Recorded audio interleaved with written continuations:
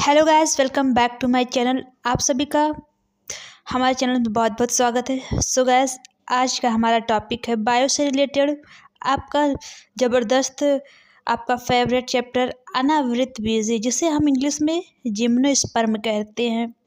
आइए इसके बारे में अच्छे से बढ़िया से पढ़ते हैं। इसे हम दो नामों से भी जानते हैं।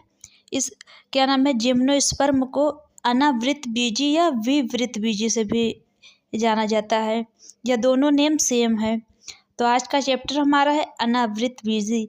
आज इस चैप्टर में हम अच्छे से अध्ययन करेंगे आखिर होता क्या है, अनावृत बीजी कहाँ से आए, कैसे आए, इसके इमेज सारा मैंने यहाँ सिलेक्ट करके आपको नेक्स्ट तक पूरा एंड तक वीडियो देखनी है, तभी जाके आपको ये चैप्टर अच्छे से समझ आएगा।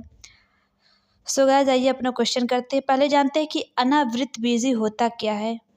तो फ्रेंड्स, ये शंकुधारी यानी कि ऐसे बीज है ये जो पेड़ पौधे के शाखाओं पे इसके बीज शंकु के रूप में सामने दिखाई पड़ती है, ना कि वो आपको अंदर मिलेगा। तो थोड़ा क्या नाम है, आइए जानते हैं थोड़ा इसके बारे में। सबसे पहले हम जान लेते हैं अनावृत बीजी की। अनावृत बीजी का इंग्लिश नेम होता है जिम्नोस्पर्म। आपका फर्स्ट टॉपिक है। जिम्नोस्पर्म का अर्थ होता है नग्न बीज यानी कि छोटे बीज। ऐसे पौधों वृक्ष को कहा जाता है कि ऐसे या वृक्ष या पौधों को कहा जाता है नग्न बीज यानी छोटे बीज, जिनके सेकंड हमारा टॉपिक है जिनके बीज फूल में और फलों में बंद होने की बजाय छोटी टहनियों या शंकुओं में खुले अवस्था में होते हैं। जैसा कि अभी मैंने बताया था, जैसे आप एग्जाम्पल के लिए ले लीजिए नारियल का पौधा, यानी कि जो नारियल का पेड़ होता है या ताड़ का पेड़ होता है, उसका बीज बिल्कुल शाखाओं पे रखा होता है, ना कि बीज उसका हम अंदर, यानी बीज यहाँ पे जैसे बता दिया गया है जिनके बीज फूलों में और फलों में बंद होने की बजाय छोटी टहनियों पे शंकुओं की खुली अवस्था में होती है। तो यानी कहने का अर्थ है कि ये जो शंकुधारी जो बीज होता है यानी अनावृत बीजी जो हमारा चैप्टर है, तो जो इसका जो बीज होता है जाके ये हमारे शाखाओं पे एकदम स्पष्ट रूप से दिखाई देता है। नारियल का पेड़ ले लीजिए, ताड़ का पेड़ ले लीजिए, या आप खजूर का पेड़ ले लीजिए पौधा, ये सब जा कर के सामने बीज के रूप में, शंकु के रूप में ये आपके सामने रहता है, ना कि वो फूल या फलों के अंदर वह बीज रहता है। जो बीज सामने स्पष्ट शंकु के रूप में दिखाई दे उन्हें हम जिम्नोस्पर्म या अनावृत बीज कहते हैं। यह शंकुओं में खुली नग्न अवस्था में होती है। कैसी होती है गाइस? खुली नग्न अवस्था। नग्न का मीन्स होता है आपका छोटा शंकु आकार का पौधा या बीज जिसे हम कहते हैं। आपका थर्ड टॉपिक है, थर्ड है आपका आवृत बीजी एंजियोस्पर्म वनस्पतियों से विपरीत होता है। यानी कि जो आवृत बीजी है वो हमारे वनस्पतियों से विपरीत होता है। नेक्स्ट आपका है, सबसे पहले आप छोटा सा इम्पोर्टेंट टॉपिक समझ लीजिए, बिना आप इसके थ्योरी के या इसको बिना इसके कुछ भी हो परिभाषा, अगर आपको इस टॉपिक से रिलेटेड आप थोड़ा सा इसको विवरण से अगर आप अच्छे से इसको अध्ययन कर लेंगे, तब इसके जाके आप क्वेश्चन करेंगे, तभी आपके एग्ज़ाम के लिए बहुत ही कॉमनली और आराम से आपके माइंड में सेट हो जाएगा, जो कि तुरंत आप जाके पेपर में सॉल्व कर सकते हैं। इसीलिए हम थोड़ा सा आपको थ्योरी टाइप का पढ़ा देते हैं, फिर जाके आपको क्वेश्चंस मैंने नीचे दिया है उसको अच्छे से आप पढ़ भी सकते हैं। कॉमनली जो इंपॉर्टेंट क्वेश्चन है वही सिलेक्ट किया है, ना कि कोई अलग से। पहले यही मेरा प्रयास रहता है कि आप सभी को अच्छे से थोड़ा विवरण से इसको समझाने का प्रयास करें, फिर क्वेश्चन करवाए, तब ज़्यादा मज़ा आएगा आप सभी को पढ़ने में। सो फ्रेंड्स, आइए अपने टॉपिक की तरफ बढ़ते हैं। आपका फोर्थ टॉपिक है जिन पर फूल आते हैं, जिस कारणवश उन्हें फूलदार या सुपुष्पक भी कहा जाता है। यानी कि कहने का अर्थ है जिन पर फूल आते हैं जिस कारण उन्हें फूलदार या सुपुष्पक कहा जाता है, और जिनके बीज अक्सर फलों के अंदर सुरक्षित होकर पनपते हैं। 6 टॉपिक है आपका अनावृतबीजी वृक्षों का सबसे बड़ा उदाहरण कोड़धारी है। जैसा कि आप सभी को मैंने थोड़ा थोड़ा करके प्रयास किया है समझाने के। अनावृत का मीन्स एक हिसाब से आप समझ लीजिए ऐसे पौधे हैं जो जिनके फल या फूल जो होते हैं शंकुधारी के रूप में पाया जाए। इनके जो फल पाया जाता है शंकुधारी मतलब बीज जो इसका पाया जाता है। अनावृत वृक्षों का सबसे बड़ा उदाहरण कोड़धारी मतलब आपको एक वर्ड में यहाँ समझा दिया गया है कोड़धारी। मतलब आपको पूछा जाए कि अनावृत वृक्ष है क्या, तो सिंपल सा वर्ड है, आप उसको कह सकते हैं वह कोड़धारी होता है। तो समझ लीजिए जहाँ पे ये बीज आप किसी भी वृक्ष में ये बीज पाए कोड़धारी टाइप का, जैसा कि आपने अनानास देखा है, एक ये हो गया। और खजूर का तो आपने देखा है कि बिल्कुल कोड़धारी आकार का ये पेड़ होता है पूरा। ये सारा टॉपिक कोड़धारी से रिलेटेड है। अनावृतबीजी जहाँ है जिम्नोस्पर्म यानी कि इंग्लिश में जो कहते हैं इसको समझ लीजिए बस ये कोड़धारी से रिलेटेड है। आपको ऐसा पौधा जो दिखे तो समझ लीजिए अनावृतबीजी है। ये रहा आपका 6 टॉपिक। थोड़े एग्जाम्पल को लेकर यहाँ पे मैंने थोड़ा स्पष्ट किया है। जिनकी श्रेणी में चीड़ का पेड़, पाइन का पेड़, चीड़ का पेड़, तालिसपत्र, प्रसल, स्प्रूस, सनोबर और देवदार सीडर शामिल। ये गाइस आप सभी का ये सारे पेड़ जो है पहाड़ी इलाकों में पाया जाता है, जो कि ढलान क्षेत्र में होता है। जैसा कि आप ले लीजिए उत्तराखंड हो गया, हिमाचल प्रदेश हो गया, जम्मू कश्मीर, ये सब ठंडे इलाके में ऐसे पौधे पाए जाते हैं।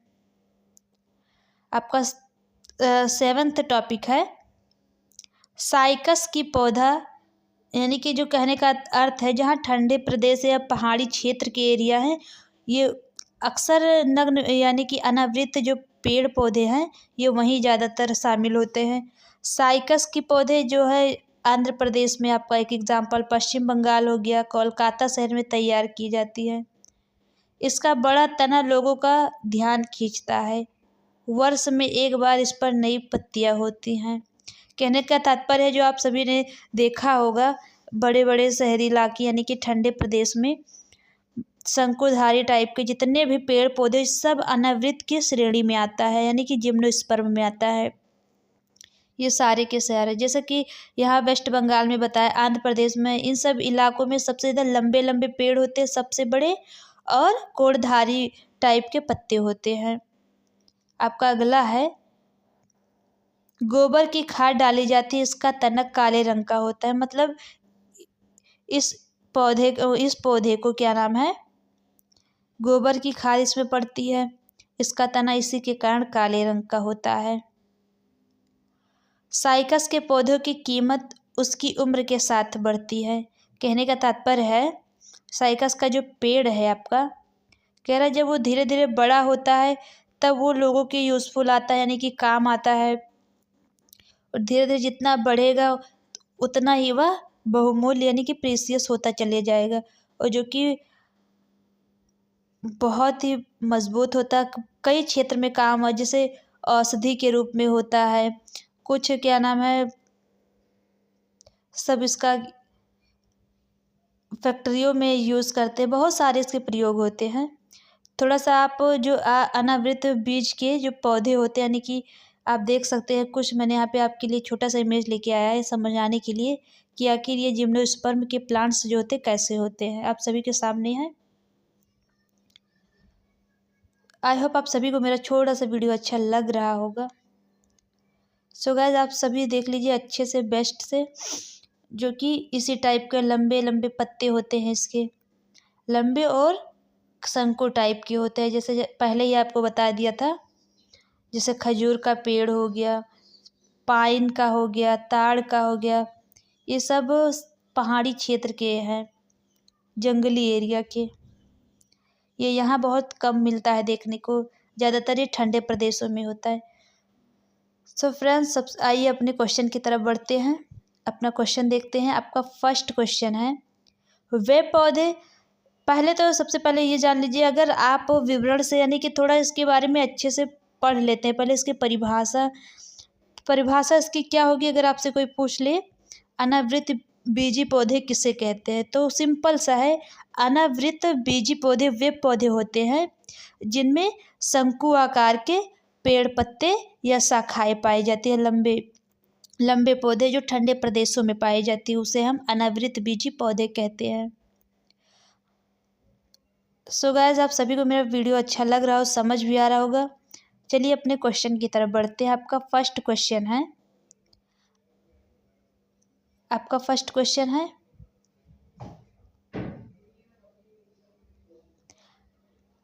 वे पौधे जिनमें बीज होते हैं लेकिन फल नहीं होते। तो यहाँ पे आपका कई टॉपिक दिया है, बताइए ब्रायोफाइटा में या टेरिडोफाइटस में या अनावृत बीजी या आवृत बीजी। तो वे पौधे जिनमें फल नहीं होते हैं। तो सिंपल सा क्वेश्चन ये आपका है, अनावृत बीजी जो होता है आपका, इसमें फल नहीं होते हैं। अगले क्वेश्चन की तरफ बढ़ते हैं। कहने का मतलब है फल जैसे हो गया, अभी मान लीजिए कोई पेड़ ले लीजिए, आम का ले लीजिए, सेब का ले लीजिए, ये सब रहता है डायरेक्ट आप फल तोड़ते हैं। और इसके कहने का अर्थ है कि ऐसा पौधा बताइए जिसमें फल नहीं होता, फल उसके अंदर होता है ना कि ऊपर से। वह एक हिसाब से ब्रोड टाइप का पौधा माना जाता है, शंकु आकार का। नेक्स्ट क्वेश्चन आपका है, जिम्नोस्पर्म में बीजांड सामान्यता होते हैं। जिम्नो का अर्थ आप सभी को पता है, अनावृत बीजी होता है। इसमें कोई डाउट वाली बात तो है नहीं, सिंपल सा, ना कुछ सोचने वाली वर्ड है।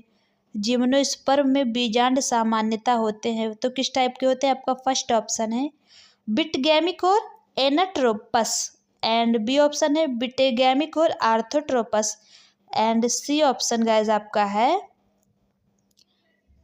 यूनिटैगमिक और आर्थोट्रोपस, एंड सी है आपका यूनिटैगमिक और एनाट्रोपस। तो जिम्नोस्पर्म में बीजांड सामान्यता होते हैं, आपका बी ऑप्शन बिल्कुल करेक्ट है। बिटगैमिक और आर्थोट्रोपस टाइप का होता है। अपने अगले क्वेश्चन की तरफ बढ़ते हैं। आपका अगला क्वेश्चन है, सबसे लंबा ज्ञात जिम्नोस्पर्म है। आपका फर्स्ट ऑप्शन है पाइन, सेकंड है जिनकागो, एंड सी ऑप्शन आपका है सिकोया, एंड डी है आपका इफ्रेडा। तो गाइस, ये सबसे लंबा ज्ञात जिम्नोस्पर्म जो है आपका सिकोया का पेड़ है। सबसे लंबा जो जिम्नोस्पर्म में अनावृत जो बीज या पेड़ पौधे होते हैं उनमें सबसे लंबा पेड़ कौन सा माना जाता है? सिकोया का पेड़ होता है, जो कि हमारे ठंडे प्रदेशों में या बड़े बड़े जंगलों में ज़्यादा पाया जाता है। अगले क्वेश्चन की तरफ बढ़ते हैं। आपका अगला क्वेश्चन है, संघवाहिनी बंडलों का उल्टा ओमेगा आकार का संगठन देखा जाता है, तो किस में देखा जाता है? आपका संघवाहिनी बंडलों का उल्टा ओमेगा आकार का संगठन देखा जाता है। आपका फर्स्ट ऑप्शन आपका है साइकस जड़, सेकंड है साइकस स्टेम, सी है आपका साइकस पत्रक, एंड डी है आपका साइकस रचिस। तो संघवाहिनी बंडलों का उल्टा ओमेगा आकार का संगठन देखा जाता है आपका साइकस रचिस में देखा जाता है। आपका फोर्थ ऑप्शन बिल्कुल करेक्ट आंसर है। ओमेगा आकार का जो संगठन देखा जाता है हमारा सिकोया के पेड़ में देखा जाता है। नेक्स्ट आपका टॉपिक है, अंडाशय रहित फेनेरोगेम है। अंडाशय रहित फेनेरोगेम है। फर्स्ट ऑप्शन आपका है एंजियोस्पर्म, सेकंड है टेरिडोफाइट्स, सी ऑप्शन है आपका जिम्नोस्पर्म, एंड डी आपका है उपरोक्त सभी। तो अंडाशय रहित फेनेरोगेम जो होता है हमारा, ये एंजियोस्पर्म में पाया जाता है। आपका ए ऑप्शन बिल्कुल सॉरी फ्रेंड्स, थोड़ा मिस्टेक हो गया आपका। अंडाशय रहित जो फेनेरोगेम जिम्नोस्पर्म यानी कि अनावृत बीजी में होता है। चैप्टर हमारा जिम्नोस्पर्म से है, तो हमारा लगभग क्वेश्चन ज़्यादा मैचिंग होता है जिम्नोस्पर्म से रिलेटेड। जो टॉपिक दिखे आपको जिम्नोस्पर्म पे आपको करेक्ट लगा देना है। नेक्स्ट है, वह जोड़ी चुने जो गलत तरीके से मेल खाती है। तो यहाँ आपका फर्स्ट क्या है, आपका पहला जोड़ी साइकस डैश कोरलाइड जड़े, एंड बी ऑप्शन है एबीस लकड़ी का तार लकड़ी का गैस। तो फ्रेंड्स आपका सी है पाइनस माइकोराइजल जड़े, एंड डी है आपका सिकोया रेडवुड वृक्ष। तो यहाँ पे करेक्ट ऑप्शन आपका यानी कि जो गलत तरीके से मेल खाती है, तो इस क्वेश्चन का राइट ऑप्शन आपका हो जाएगा एबीस लकड़ी तार लकड़ी गैस। ये यहाँ पे बिल्कुल करेक्ट हो जाएगा आपका। अपने अगले क्वेश्चन की तरफ बढ़ते हैं। गाइस आपका नेक्स्ट है, यह एंजियोस्पर्म और जिम्नोस्पर्म के बीच एक संपर्क कड़ी के रूप में कार्य करता है। फर्स्ट ऑप्शन है ग्नेटेल्स, सेकंड है कॉनिफेरल्स, सी है जिंक कोगेल्स, एंड डी आपका है साइकाडेल्स। तो इस क्वेश्चन का राइट ऑप्शन आपका हो जाएगा ए ऑप्शन बिल्कुल करेक्ट ग्नेटेल्स। कहने का तात्पर्य है कि जो हमारा जिम्नोस्पर्म है यानी कि एंजियोस्पर्म और जिम्नोस्पर्म के बीच एक संपर्क कड़ी के रूप में कार्य कौन करता है, ग्नेटेल्स करता है। नेक्स्ट टॉपिक आपका है हमारा 8th क्वेश्चन है, हालांकि साइकस में 2 बीज पत्रों वाला भ्रूण होता है लेकिन इसे द्विबीजपत्री पौधों की श्रेणी में नहीं रखा जाता है। कहने का तात्पर्य है इनका है, साइकस में 2 बीज पत्रों वाला भ्रूण होता है लेकिन इसे जो मतलब साइकस का पेड़ होता है, कोई कोई पौधा आपने देखा होगा जो बीज जो पत्ती होता है, पत्ती के बीच में बीज पाया जाता है। तो वही इसका कहने का अर्थ है 2 बीज पत्रों वाला भ्रूण होता है यानी कि पत्तों के बीच में इसे बीज दो बीज पाई जाती है, उसी को हम कहते हैं 2 बीज पत्रों वाला भ्रूण। लेकिन इसे द्विबीजपत्री पौधों की श्रेणी में नहीं रखा गया है। कहने का अर्थ है जो पत्ती होती है उसमें जो 2 बीज पाई जाती है एक साथ, लेकिन उसे उस कैटेगरी में नहीं रखा गया है जो द्विबीजपत्री के रूप में, उस कैटेगरी में उसे माना ही नहीं जाता। तो ऐसा कौन सा है, हालांकि क्वेश्चन आपका है, हालांकि साइकस में 2 बीज पत्रों वाला भ्रूण होता है लेकिन इसे द्विबीजपत्री पौधों की श्रेणी में नहीं रखे। अगर इसे द्विबीजपत्री की श्रेणी में नहीं रखेंगे तो इसे किस श्रेणी में रखा गया है? तो हमारा फर्स्ट ऑप्शन है बीजांड नग्न होते हैं, इसमें सेकंड ऑप्शन है इसमें मिश्रित पत्तियां होती हैं, सी आपका है मैग्मा स्पोरोफिल होता है, या डी आपका हो गया ताड़ के पेड़ जैसा दिखता है। तो इस क्वेश्चन का आपका बिल्कुल करेक्ट ऑप्शन हो गया बीजांड नग्न होते हैं। कहने का तात्पर्य है कि जो बीज होता है वो छोटा होता है, इसीलिए इसको उस कैटेगरी में नहीं रखा गया है, द्विबीजपत्री वाली कैटेगरी में। नेक्स्ट आपका रहा, सैकस शब्द का प्रयोग किसके लिए किया जाता है? यहाँ पे जो हमारा सैकस वर्ड है, सैकस वर्ड का प्रयोग किसके लिए किया जाता है?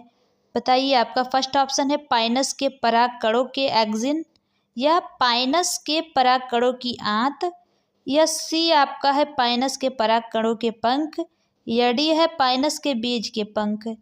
तो इस क्वेश्चन का राइट ऑप्शन आपका हो गया जो हमारा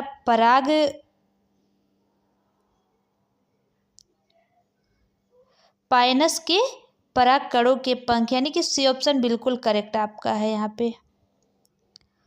अपने अगले क्वेश्चन की तरफ बढ़ते हैं। फूल और शंकु समान है क्योंकि, आगे बढ़ते हैं अपने ऑप्शन की तरफ, दोनों बीज फैलाव में सहायक होते हैं।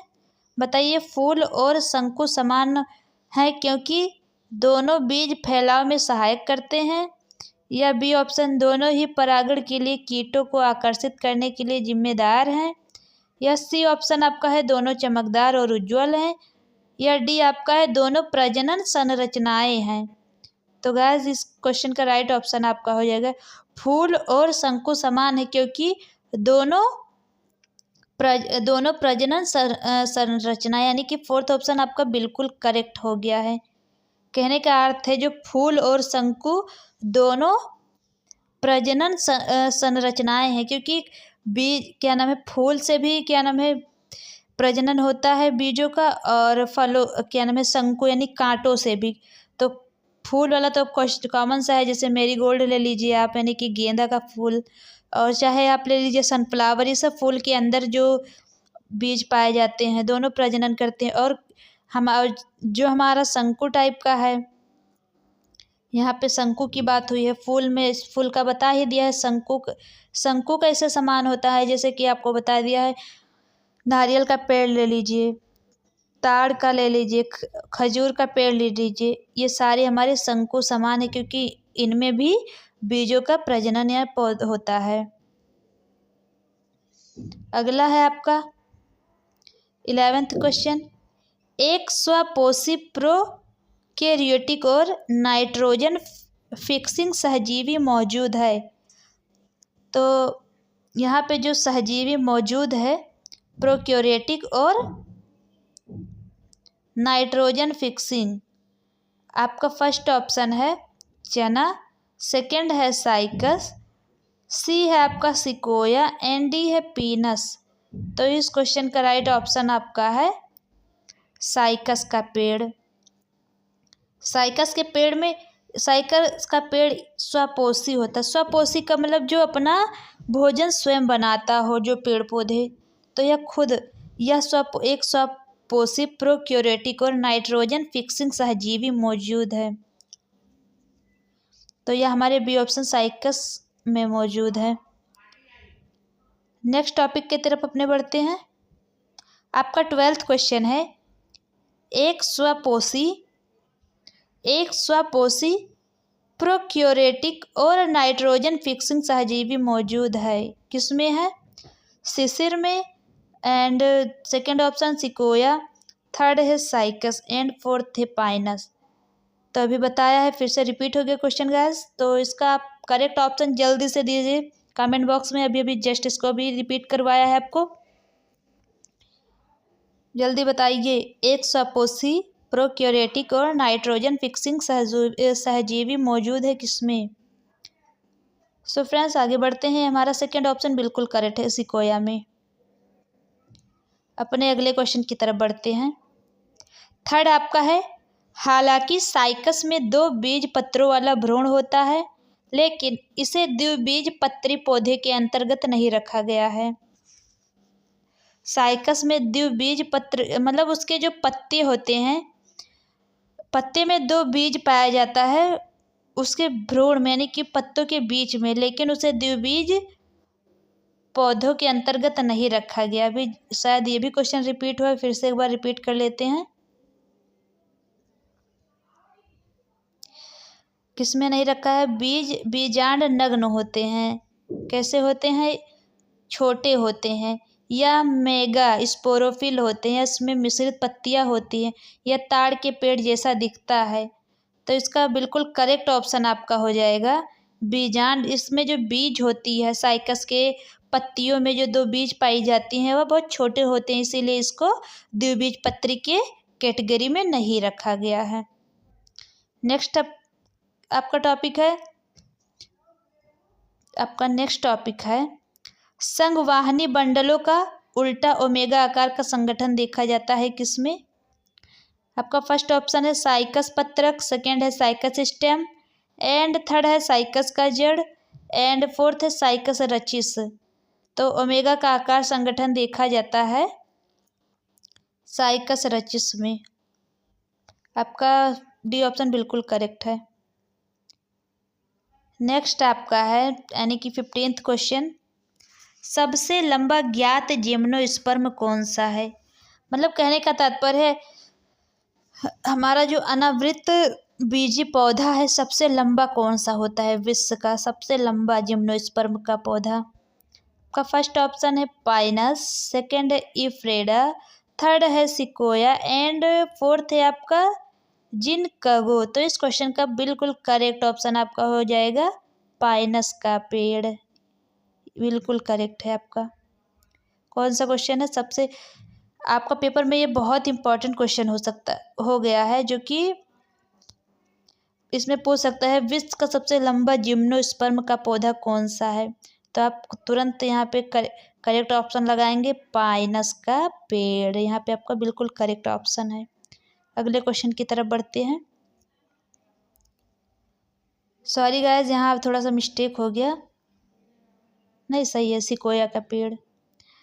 नेक्स्ट आपका है अंडाशय के बिना फेनेरोगैम है। अंडाशय के बिना फेनेरोगैम है।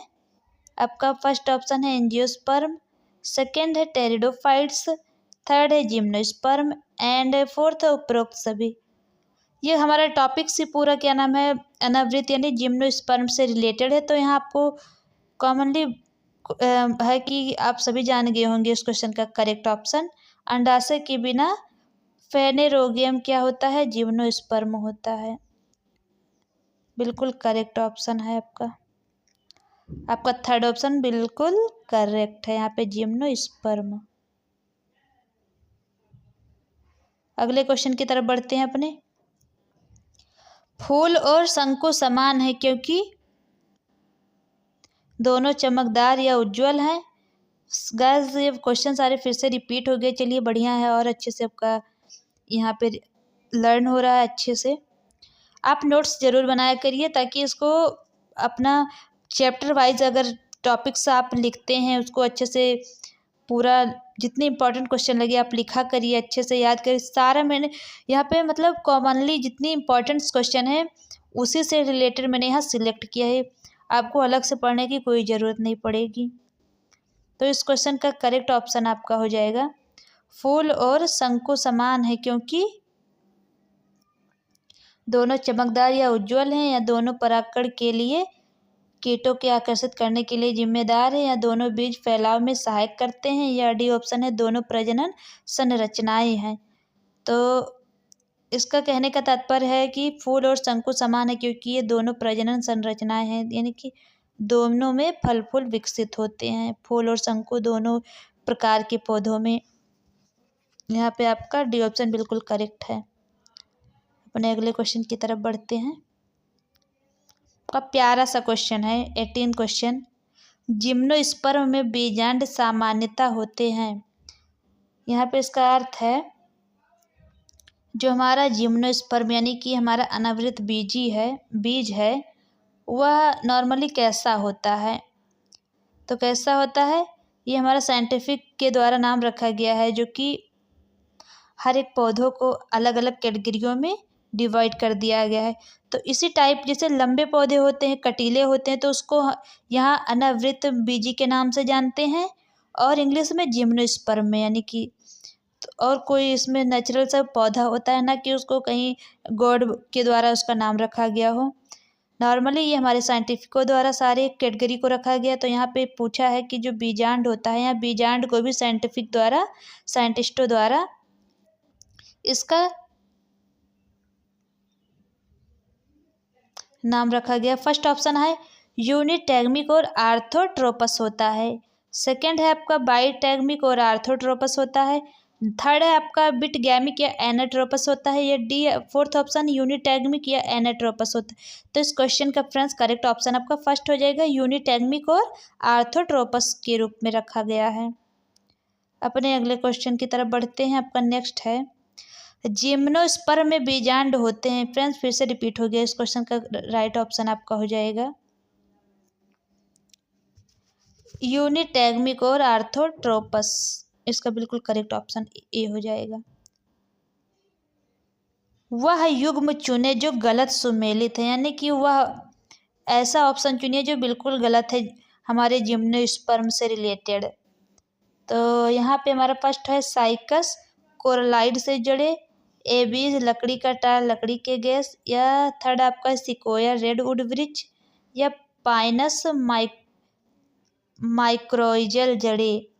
तो यहाँ पे जो बिल्कुल गलत माना गया है, इस क्वेश्चन का राइट ऑप्शन आपका हो जाएगा बी ऑप्शन, आपका बी ऑप्शन बिल्कुल करेक्ट है। एबीज, एबीज लकड़ी का, आपका बी ऑप्शन बिल्कुल करेक्ट हो जाएगा। यहाँ पे एबीज लकड़ी का तार, लकड़ी की गैस, यहाँ पे बिल्कुल गलत ऑप्शन, यहाँ पे हमारे जिम्नोस्पर्म से रिलेटेड है। सो गाइस, आप सभी को मेरा छोटा सा टॉपिक अच्छा लगा हो तो लाइक कमेंट शेयर जरूर किया करिए। प्लस आपको जो ना समझ आए कमेंट में ज़रूर उसको कमेंट करें, और उसके बाद जो भी प्रॉब्लम्स हो, जो भी चैप्टर्स में दिक्कत आ रही हो उसको ज़रूर कमेंट करें, ताकि हम आपके प्रॉब्लम्स को समझ पाए और अच्छे से उसको क्रिएट करें। आई होप आप सभी को मेरा वीडियोज़ अच्छा लगा हो तो लाइक कमेंट शेयर जरूर किया करें। Thank you everyone.